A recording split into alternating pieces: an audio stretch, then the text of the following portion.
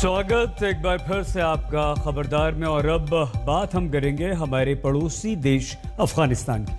अफगानिस्तान में इन दिनों जबरदस्त हलचल है। अमेरिकी सेना अफगानिस्तान से अपना सामान बांध चुकी है। बगराम एयरबेस रातों रात खाली कर दिया गया और वहीं नेटो के सदस्य देशों ने भी अपनी अपनी टुकड़ियों को वापस अफगानिस्तान से बुला लिया। इस बीच तालिबान ने युद्ध छेड़ दिया। वो एक बार फिर से एक गांव के बाद दूसरे गांव पर यानी कि गांवों पर कब्जा लगातार जमा रहे हैं। शहरों को तालिबान अपने नियंत्रण में ले रहे हैं। स्थिति यह हो गई है कि अफगानिस्तान का 85% इलाका तालिबान के नियंत्रण में आ चुका है। कंदहार के बाहरी इलाके में भीषण युद्ध छिड़ा हुआ है और इसीलिए सरकार ने कंदहार में भारतीय दूतावास के स्टाफ को भी वापस भारत बुला लिया है। उधर अमेरिका ने भी दो टूक कह दिया है कि अफगानिस्तान की सरकार को खुद ही तालिबान से निपटना होगा। अमेरिका अफगानिस्तान की लड़ाई अब नहीं लड़ सकता।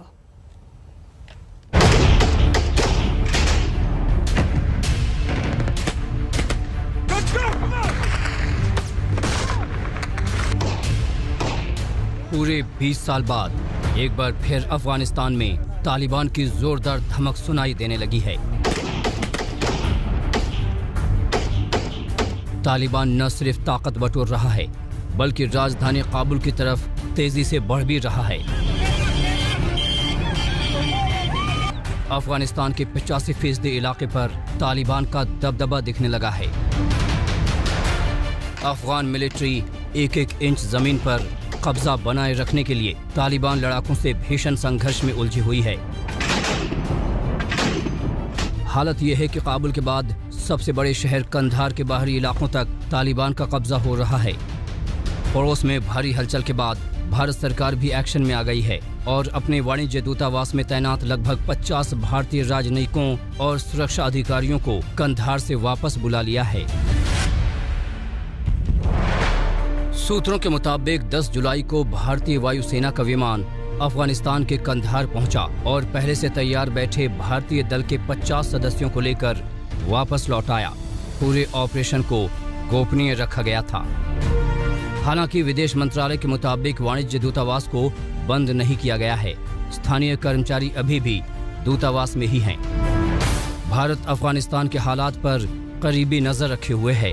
हमारे कर्मियों की सुरक्षा सर्वोपरि है। कंधार में भारत के वाणिज्य दूतावास को बंद नहीं किया गया है।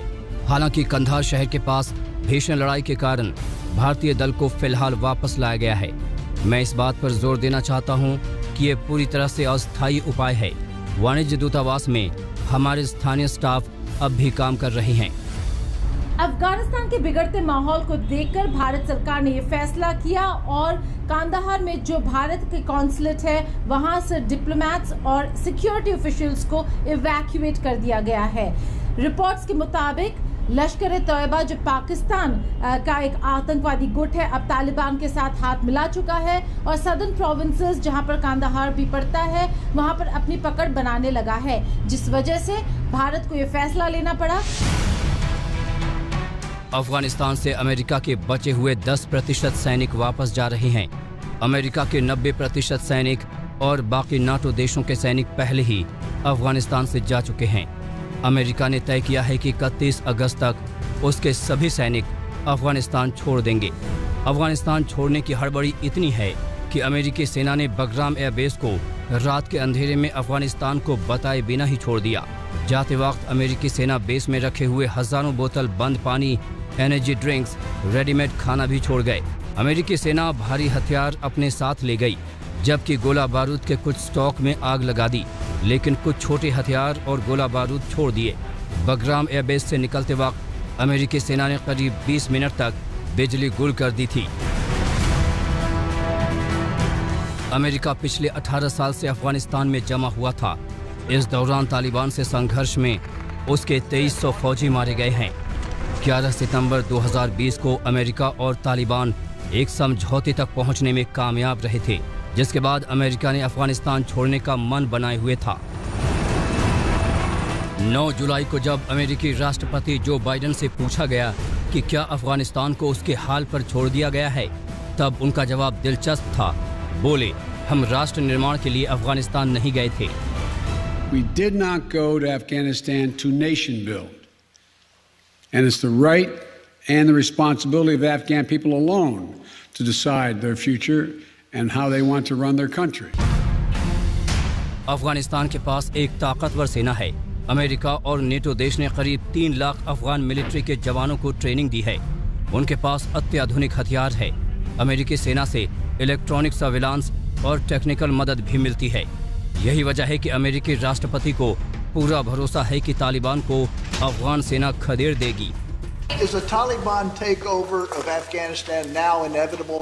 No, it is not. Do you trust the Taliban, Mr. President? You trust the Taliban, sir? Is why you don't trust the Taliban? It's a silly question. Do I trust the Taliban? No.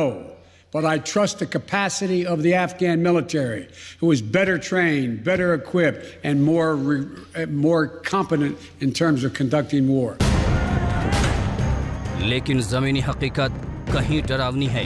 Afghan सेना तालिबान लड़ाकों के सामने कई मोर्चों पर कमज़ोर साबित हुई।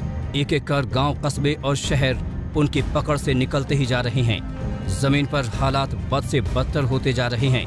कुल मिलाकर हालत ये है कि अफगानिस्तान गृह युद्ध के मुहाने पर है। तालिबान का कब्जा बढ़ रहा है और ज़मीन पर सरकारी नियंत्रण हर रोज़ सिकुड़ते ही जा रहे हैं। गीता मोहन के साथ आज तक ब्यूरो।